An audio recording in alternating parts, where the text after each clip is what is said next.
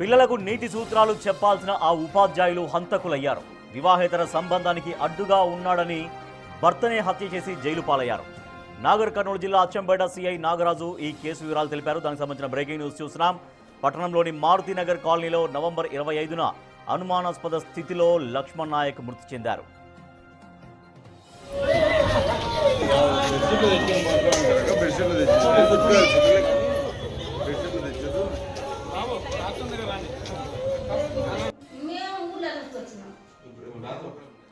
ఆయన సోదరుడు శ్రీరామ్ ఫిర్యాదు మేరకు పోలీసులు దర్యాప్తు ప్రారంభించారు. లక్ష్మణ్ నాయక్ భార్య పద్మ 2024 డిఎస్సిలో ఉపాధ్యాయుడిగా ఎంపికై ఉప్పునుంతల మండలం బట్టుకాడిపల్లి తండా ప్రాథమిక పాఠశాలలో పనిచేస్తోంది. అదే మండలంలోని తాడూరు ప్రాథమికోన్నత పాఠశాలలో ఉపాధ్యాయుడిగా పనిచేస్తున్న రాధావత్ గోపితో ఆమెకు ఏడాది కాలంగా వివాహేతర సంబంధం ఉంది. లక్ష్మణ్ నాయక్ గతంలో రంగారెడ్డి జిల్లాలోని గురుకుల పాఠశాలలో కాంట్రాక్టు ఉపాధ్యాయుడిగా పనిచేసేవారు. భార్యకు పోస్టింగ్ రావడంతో అచ్చంపేటకు వచ్చేసి ఖాళీగానే ఉండేవారు. తమ సంబంధానికి లక్ష్మణ్ నాయక్ అడ్డుగా ఉన్నాడని భావించి పద్మ, గోపి అతడిని అందబంధించాలనుకున్నారు. నవంబర్ 24న రాత్రి నిద్రిస్తున్న లక్ష్మణ్ నాయక్ ముక్కు, నోటిపై వస్త్రంతో మూసి ఊపిరాడకుండా చేసి హత్య చేశారు. మర్నాడు ఉదయం ఏమీ తెలియనట్లుగా పద్మ పాఠశాలకు వెళ్లి ఇంటి యజమానికి ఫోన్ చేసింది. తన భర్తకు ఫోన్ చేసినా స్పందించడం లేదని ఆందోళన నటించింది. మధ్యాహ్నం హడావిడిగా ఇంటికొచ్చి లోపల భర్త చనిపోయి ఉన్నాడని అందరినీ నమ్మించింది. దర్యాప్తులో పోలీసులు వాస్తవాల్ని రాబట్టారు. హత్య చేసిన అనంతరం పద్మ సమీప బంధువు నరసింహకు ఫోన్ చేసి విషయం చెప్పినట్లు పోలీసులు ఆధారాలు సేకరించారు. పద్మ, గోపిలను బుధవారం అరెస్ట్ చేసి జూనియర్ సివిల్ కోర్టు జడ్జి స్పందన ఎదుట హాజరుపరచగా 14 రోజుల రిమాండ్ విధించారు.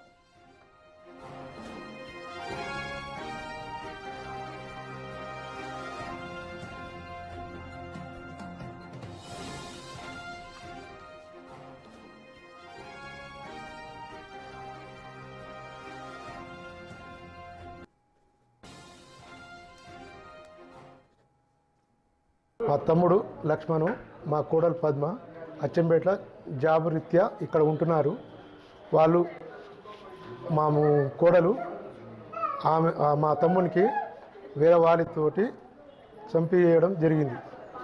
ఏ విధంగా అంటే వాళ్ళ ఎక్స్ బాయ్ ఫ్రెండ్ తోటి, వాళ్ళ సడ్డగూడు, వాళ్ళ చెల్లెలు, అమ్మాయి వాళ్ళ అత్తమ్మ, వీళ్ళు 6గురు కలిసి నైట్ ఆయనకు ఇంత మందు పోసి ఇంత చికెన్ మటన్ వండి తాపిచ్చి వట్టలు పిసికి గుద్ది కొట్టి దారుణంగా రాత్రి 10 గంటల 17 నిమిషాలకు ప్రాణం కోల్పోయాడు. ఆ తర్వాత బాడీని యథావిధిగా కూర్చోబెట్టి ఫోటో తీసి మెయిల్ చేయడం జరిగింది.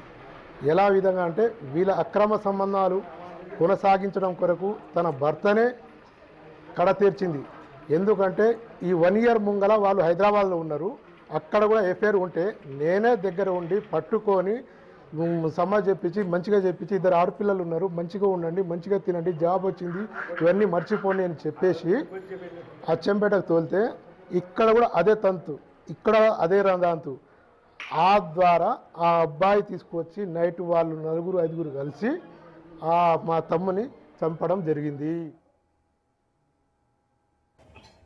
నేను డ్యూటీకి వెళ్ళిపోయినా, అదే ఎప్పుడు గొడవ పడినా నేను నెక్స్ట్ రోజు మళ్ళీ ఎలాగో పంపించడానికి రాడు కదా అని నైట్ అంతా నిద్ర లేదు. మార్నింగ్ లేచే వరకు లేట్ అయింది. తొందరగా పాప వాళ్ళకి రెడీ చేసి ఎప్పుడు తాగుతూనే ఉంటాడు. ఎప్పుడు తాగినా నెక్స్ట్ డే మళ్ళీ స్కూల్కి పంపించకుండా సతాయిస్తాడని వెళ్ళిపోయినా. ఇంకా అక్కడికి వెళ్ళి ఎఫ్ఆర్ఎస్ తీసుకుని ఫోన్ చేసిన, లిఫ్ట్ చేయలేదు. సరే పడుకున్నాడేమో అని అయితే అక్క ఒకసారి లక్ష్మణ్ ఫోన్ లిఫ్ట్ చేస్తలేడు, వీళ్ళైతే చూడక్క అంటే అంకుల్ వచ్చి చూసిండంట. ఏం లేదు, బాగానే ఉందమ్మా, బాగానే పడుకున్నాడు అన్నాడు. లేదు అంకుల్ ఫోన్ లిఫ్ట్ చేస్తలేడు, చాలాసేపు అవుతుంది, ఎప్పుడు చేసినా ఒకసారైనా లిఫ్ట్ చేస్తాడు అన్న. అయితే తర్వాత మళ్ళీ వస్తే లేస్తలేడు అని చెప్పిండు.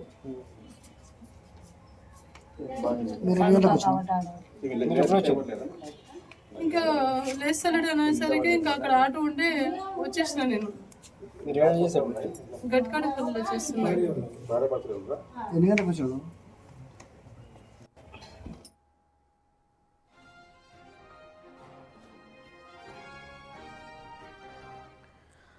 లక్ష్మణ్ నాయక్, పద్మ ఇద్దరు భార్యాభర్తలు. అయితే పద్మకు గోపి అనే వ్యక్తితో అక్రమ సంబంధం ఏర్పడింది, వివాహేతర సంబంధం. సో పద్మ టీచర్గా పనిచేస్తున్నారు, గోపి కూడా టీచర్గా పనిచేస్తున్నారు. సో వీళ్ళిద్దరి మధ్య ఏర్పడినటువంటి వివాహేతర సంబంధం భర్త హత్యకు దారితీసింది. పద్మ, ఆమె ప్రియుడు గోపి ఇద్దరు కలిసి లక్ష్మణ్ నాయకుని హత్య చేశారు. ఇప్పుడు జైలు పాలయ్యారు. మా ప్రతినిధి శంకర్ మరింత సమాచారం అందిస్తారు. శంకర్, అసలు ఈ ఘటన ఎట్లా జరిగింది, ఎప్పుడు జరిగింది? పోలీసుల కథనం ప్రకారం ఏ రకంగా ఆ ఇద్దరు ఆ భర్తను హత్య చేసినట్టుగా చెబుతున్నారు? రాజేష్, మొత్తంగా నాగర్ కర్నూలు జిల్లాలో దారుణం చోటు చేసుకుందనే చెప్పాలి. పిల్లలకు విద్యా బుద్ధులు నేర్పాల్సినటువంటి గురువులు హత్య చేసి పూర్తిగా ఒక వ్యక్తి మరణానికి కారణం కావడంతో ఇదంతా జిల్లా వ్యాప్తంగా హాట్ టాపిక్ గా మారుతుంది.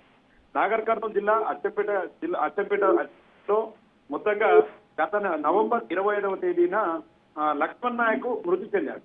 అప్పుడు పోలీసులు లక్ష్మణ్ నాయక్ మృతిని పూర్తిగా అంటే లక్ష్మణ్ నాయక్ మృతిపై ఎలాంటి అనుమానం లేకపోవడంతో సాధారణ కేసుగా కూడా నమోదు చేశారు. కానీ ఎప్పుడైతే లక్ష్మణ్ నాయక్ సంబంధించినటువంటి సోదరుడు శ్రీరామ్ ఫిర్యాదు చేశాడో ఆ ఫిర్యాదుతో పోలీసులు కేసుపై స్పెషల్ గా దృష్టి సారించారు.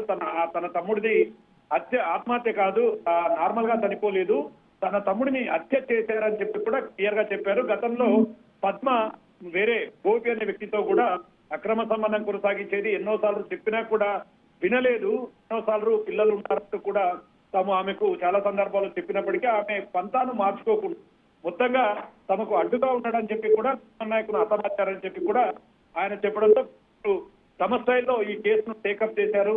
మొత్తంగా పూర్తి స్థాయిలో దర్యాప్తు చేయడంతో సంచలన విషయాలు వెలుగులోకి వచ్చాయి.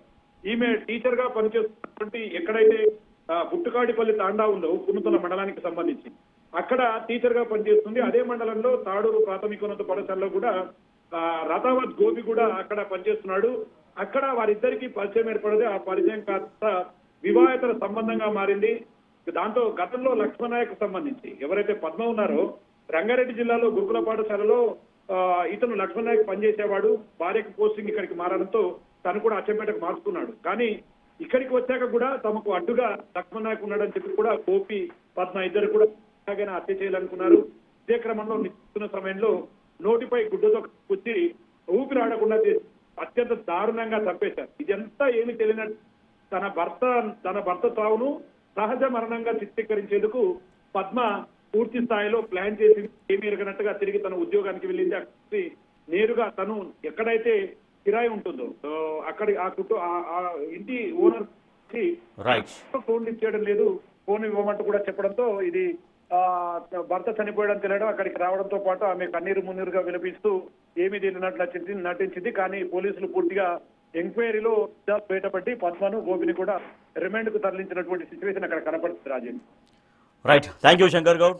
సో ఇద్దరు టీచర్స్ విద్యార్థులకు విద్యాబుద్ధులు నేర్పాల్సిన వాళ్ళు, సమాజంలో ఉన్నతమైన విలువలు నేర్పాల్సిన వాళ్ళు, అదేవిధంగా విలువలు పాటించాల్సిన వాళ్ళు ఇద్దరు ఇప్పుడు హంతకులుగా మారి జైలుకు వెళ్ళారు. పద్మ, గోపి వీళ్ళిద్దరూ టీచర్స్గా పనిచేస్తున్నారు. వీళ్ళిద్దరి మధ్య ఏర్పడ్డ అక్రమ సంబంధం ఒక భర్త ప్రాణం తీసింది. పద్మ అండ్ గోపి ఇద్దరు కలిసి పద్మ భర్త లక్ష్మణ్ నాయకుని చంపేశారు. ఆ వివాహేతర సంబంధానికి అడ్డొస్తున్నాడన్నటువంటి కారణంతో తనను చంపేసి ఇప్పుడు ఈ ఇద్దరు స్కూలుకు పోవాల్సిన ఈ ఇద్దరు జైలుకు వెళ్ళారు.